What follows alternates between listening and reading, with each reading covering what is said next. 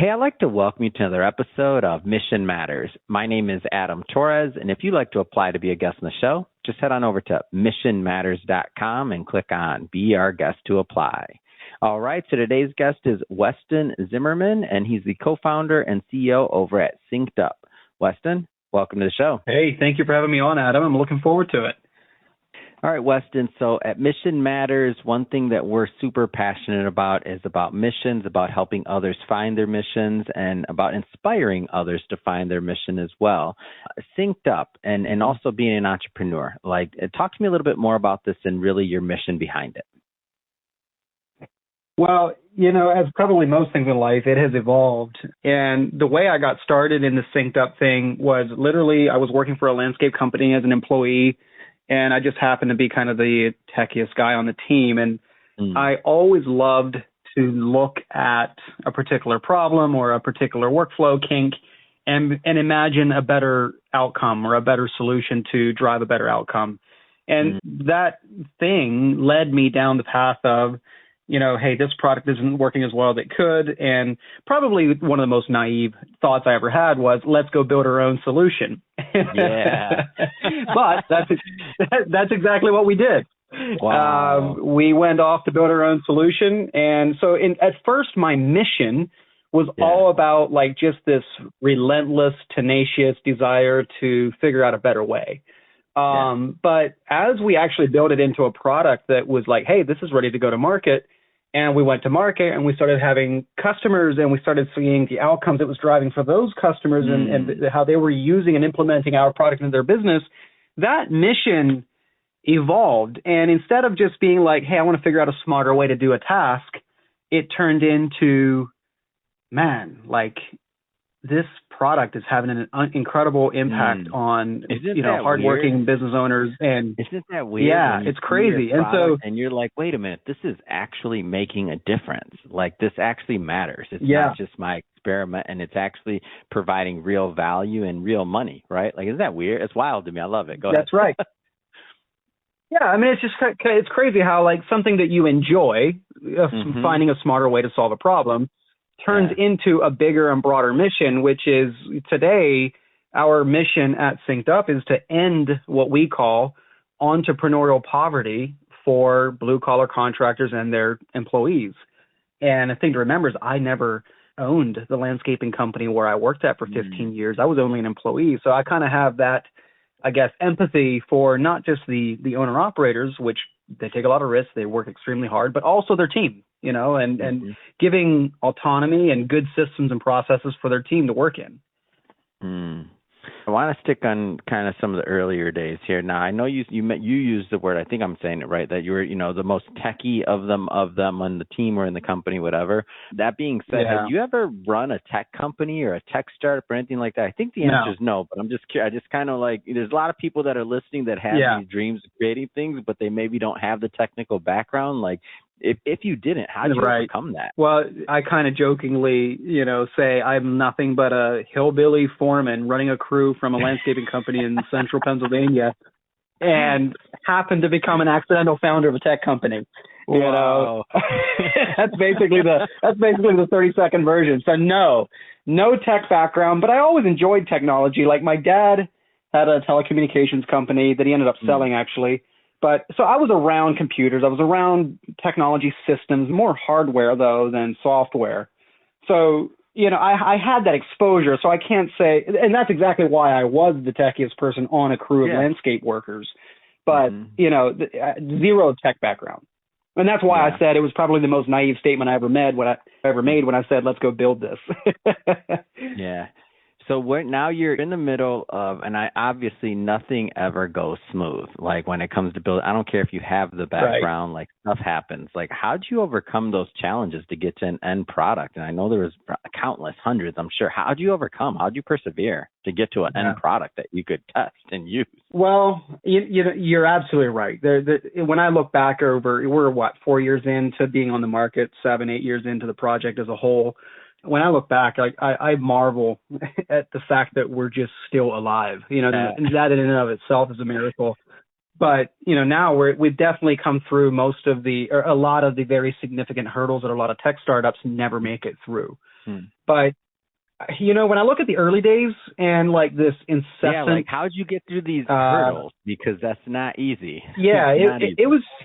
Well, when I just stop and reflect on, say, the first 4 years of building this thing, like in my head, not achieving the goal was just, I never even considered it. Like it was not even an option. Like the thought never went through my head, is this worth it? Should we continue? It was always like, this is what we're doing. And like, that is the only outcome. And so I think when you second guess yourself and you're not convinced by a burning vision or a burning desire to, or a passion to solve a particular problem, you're not gonna survive. And that comes from within, not from external circumstance. Yeah, that's great. And that's good stuff, because I mean, for the entrepreneurs out there, whether it's tech, whether it's whatever it was, like I can't say it the way you did. You said I was a hillbilly running a crew in Pennsylvania, and all of a sudden I founded a tech. I'm like, oh, come on, man.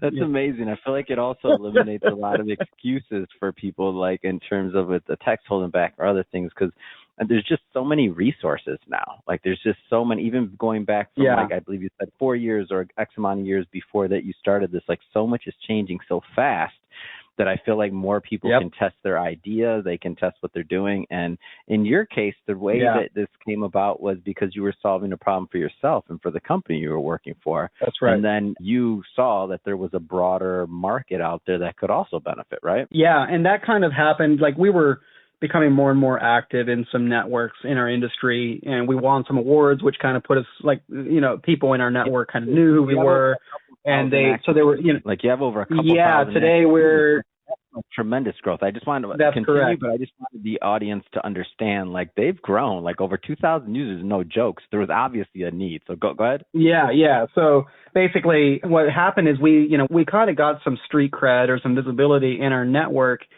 right as we were beginning this project through totally unrelated circumstances. Like we won some awards and stuff, right? And so people were like, hey, asking questions about your business. How do you guys do this? How do you solve this problem?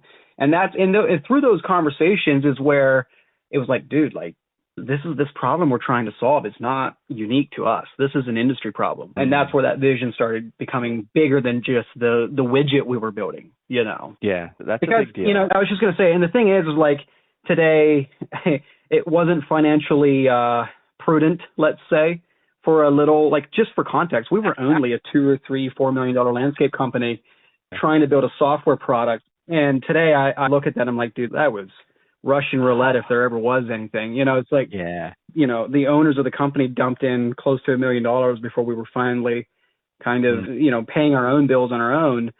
So that just to give listeners some context about, okay, hillbilly foreman to running a tech company. Well, yes, it did require funds and sacrifice beyond just the idea and sure, I want to do this, And so where does the company stand today? Like, talk to me about the plans for the future, functionality, like get into some of the, like where you're at now. Sure. Well, I have a diagram that I call the profit triangle, and that fundamentally is the problem that Synced Up solves for contractors. Like, there's two fundamental issues that rob profit or steal profit out of a contractor business, a small owner-operator, type contractor business with, 0 to 30 employees, I'll say.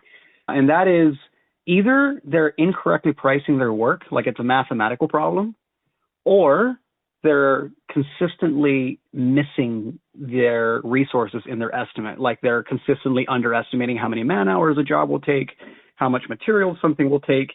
And so the way I often give the example is you could have a perfect budget on paper and have perfect mathematical pricing, but if you estimate a job will take 100 man hours and it takes you 150, you still lose money. And so you have to solve both of those problems, what I call the math problem and the resources problems, to truly be predictably profitable. And that's what Synced Up does. And how we do it is we have what we call a budget inside of Synced Up, where you tell the software every dollar your business spends, including, repairs and maintenance, fuel, insurance, advertising, every dollar your business, if it spends it, it's got to be in there. And then what it does, it has an algorithm that it calculates exactly mathematically what your labor rates need to be, what your markups need to be to not only cover your direct costs, but also your indirect costs, like your overhead and equipment and that kind of thing. And So now we've solved the mathematical problem, but now we have to make sure that when you're bidding a job for 100 hours, it actually takes 100 hours. So what we do is we track all the resources that go into a job. Like there's a mobile app for clocking in and out and recording labor timesheets for the employees working on the job site. You can record material usage, consumption, subcontractors, equipment, all of that right in the mobile app. And so then there's a live real-time job costing report for every job the contractor does that tells them exactly where they're going over, where they're going under. And the power of that, I'll just give you a before and after kind of example to show where the power comes in. So typically, job costing is something that everybody agrees that you should do. Job costing is the act of comparing estimated versus actual expenses on every job. Everybody agrees you should do it. Very few actually get it done because it often looks like, plugging in data into a spreadsheet or something. And so very few people actually get it done. So, what's after that if you're not getting that done? Well, it's opening up your bank account app and looking to see how much cash is in the checking account. And unfortunately, that's where most contractors, that's what they use as their barometer for success. They open up their bank account, they're like, hey, how are we doing? And if there's plenty of cash in there, they're feeling good. If there's not, they're feeling anxious. And but the problem with that method is, well, there's many problems. One is it lies to you. There's many reasons that bank account balance could be making you feel anxious or good incorrectly. And then two is, even if it's correct, by the time your bank account shows you a result, that is, and let's say that you open it, you've worked harder than you ever have before. You've done more revenue than you ever have before. You're super proud of your team and what you got done this year. And you're getting to this time of year, it's last day, or it's October 30th as we're recording this. And you get to the end, close to the end of the year, and you look at your bank account, and it's like, man, how on earth is that possible? I've done more revenue than I ever had before, but there's no cash in there. And the reality is we're now months downstream from the source of that problem. And that's the power of job costing, because if you're asking yourself that question in that context, there's nothing more than an educated guess that you can make at that point. But if you have job costing in real time on every job that you're doing, as you're doing it, before the job's even done, whether you're hitting your profit goals or not. And in many cases, like when I was still working on the crew at Tessie Landscaping, in many cases, we'd realize, hey, we're not going to make it here. And we would make logistical moves. We'd bring more team members to the job site so we could get it done faster and free up another production day for the next job on the schedule. That we would do all kinds of things to minimize and mitigate the blow and be strategical. And the quality of our learning increased exponentially. And we got to the place where we went from estimating mistakes repeatedly to only making them a handful of times before we figured out the source of the problem and stopped making that mistake. And hence, you solve the math problem, you solve the resources problem, and you have predictable profits. And you know what's going to happen long before your bank account does. Yeah, that's great. That's great. And I know that like your clients, you're in the user base that you're cultivating. And as that continues to grow, when I think about it, it's like, all the bumps you took along the way to build that app and to build that, that software and all of the things, the investors and everything else that poured into that. Now the industry gets the benefit from that. I'm a big fan of when people create things and the entire industry, like in all reality, I mean, there's another version of this where it becomes, this is in-house proprietary software, right? Like there's another version of this and it's only for, that one particular company and they're going to use it and that's going to be their secret sauce, right? That's another version. But when you open this and when you create that type of model to where you're sharing information and helping others succeed, I just feel like it comes back. I can't say how or why or when. Like there's no business way that I can explain that other than just to say, I feel like it comes back to you, Yeah. Well, that's why I love software as a business, software as a service is SaaS businesses, because the SaaS industry, software industry has essentially allowed the world to have someone with many years of hard-earned experiences solve a problem, systemically come up with, systems and processes that solve a problem effectively, codify that into software, and now it's available to literally anybody with the same demographic profile of like the same problem solution. And now thousands of people can benefit from a small subsample of people that fought that problem for decades of their career and finally got to a solution. And now software can make that available to the brand new person. Yeah. Instead of the brand new person having to reinvent the wheel all over again. Yeah. Well, Weston, I just have to say, man, it's been a lot of fun having you on the show today and learning more about your business and really, how you've gone from and you built this thing. And I mean, a couple thousand active users, that's no joke. And I know it's just going to continue to grow.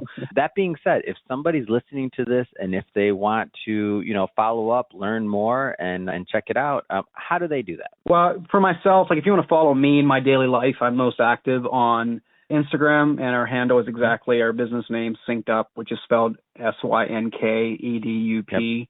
But if you want to learn more about the product and the more how does this product actually do this, our website's the place to go, syncedup.com. Fantastic. And for everybody listening, just so you know, we'll definitely put the links into the show notes so that you can just click on them and head right on over. And speaking of the audience, if this is your first time with Mission Matters and you haven't done it yet, hit that subscribe or follow button. This is a daily show. Each and every day we're bringing you new content, new ideas, and hopefully new inspiration to help you along the way on your as well. So feel free to hit that subscribe or follow button. And Weston, again, thank you so much for coming on. It's really been a pleasure. Absolutely. Appreciate you, Adam. This was an enjoyable conversation. Thank you.